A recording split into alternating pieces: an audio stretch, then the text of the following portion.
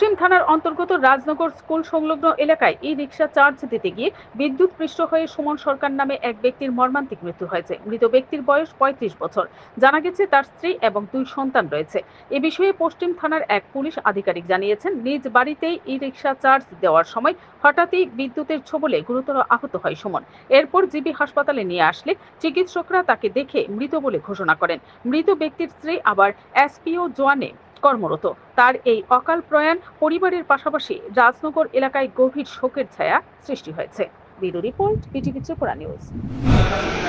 আমাদের কাছে খবর আছে যে ওই আমাদের ওসিটি ইউপি বটতলা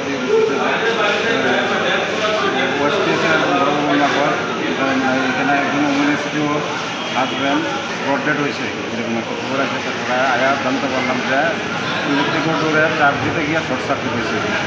আসতে পরে ডাক্তার ব্রডডেড ডিক্লেয়ার করছে।